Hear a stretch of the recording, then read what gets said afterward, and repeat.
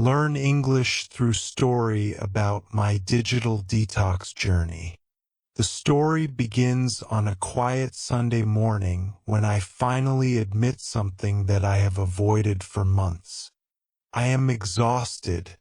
My eyes feel heavy. My mind feels crowded. And every time I try to relax, I reach for my phone without thinking. Notifications, messages, updates, and endless scrolling fill every corner of my day. I realize that my digital life has taken control of my real life. That is when I decide to begin a digital detox journey. I start by turning off most of my notifications. The silence feels strange at first. My hand keeps reaching for my phone as if it is a habit my body refuses to break. I walk around my room feeling restless. I am not used to being alone with my thoughts. Without constant entertainment, the day stretches longer than usual. Suddenly, I can hear the sound of birds outside, the hum of the refrigerator, and the soft rustle of leaves from the trees.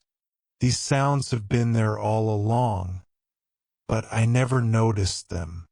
Later in the afternoon, I go for a walk without headphones. It feels uncomfortable at first. I usually listen to music or podcasts to fill the silence. But as I walk through the park, I start paying attention to small details. Children playing near the fountain. A couple sitting on a bench sharing a quiet conversation. A dog chasing butterflies. For the first time in a long time, I feel present. I realize that I have been living in two worlds at the same time, and the digital one has been winning for too long. The next morning begins differently. Instead of checking my phone before getting out of bed, I stretch, drink water, and open the curtains to let in the sunlight. The room feels brighter, and so does my mood. I notice something surprising. Without the rush of information, my mind feels lighter. Breakfast tastes better because I am not distracted. Even the simple sound of boiling water feels calming. I realize how much time I used to lose to mindless scrolling. Minutes became hours without me noticing. Now I want to reclaim that time. I make a list of small goals for the day. They are simple tasks such as reading 10 pages of a book, organizing my desk, and taking a short walk after lunch. None of these tasks require a screen, and yet they bring me a sense of accomplishment. Around midday, I feel a strong urge to check my phone.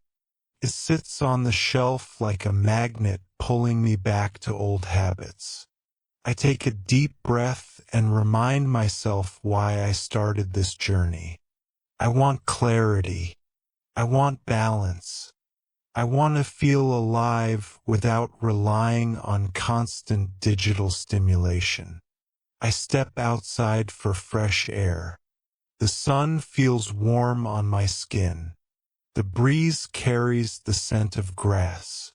I realize that real life has textures, colors, and scents that no screen can replace. After several days on my digital detox journey, I begin to notice deeper changes within myself. My attention span grows longer. My thoughts become clearer. Conversations with friends feel more meaningful because I am not half distracted. I listen with real curiosity. I respond with genuine care. I feel more connected to people even though I spend less time online. One afternoon, I sit in a quiet corner of a cafe, enjoying a drink without checking my phone. Around me, I see people scrolling, typing, and tapping. I used to be one of them. Now, I feel like an observer of a world I once lived in. I am not judging them. I simply realize how easily technology can steal our attention. I open my notebook and begin writing about the lessons I have learned. I write about the importance of slowing down and being present. I write about how silence can feel uncomfortable at first but eventually becomes a friend. Later that week, I return to my favorite park. The trees sway gently in the wind, and the sunlight dances on the water. I sit on a bench and take in the scene without trying to capture it with a camera. Some moments feel more magical when they remain private. I realize that my digital detox is not about rejecting technology. It is about choosing how I want to live. It is about creating space for real experiences, real emotions, and real peace. At the end of my journey, I decide to use my phone again, but with intention. I turn on only the notifications that matter. I set time limits for social media. I choose certain hours of the day to stay offline. My relationship with technology feels balanced and healthy.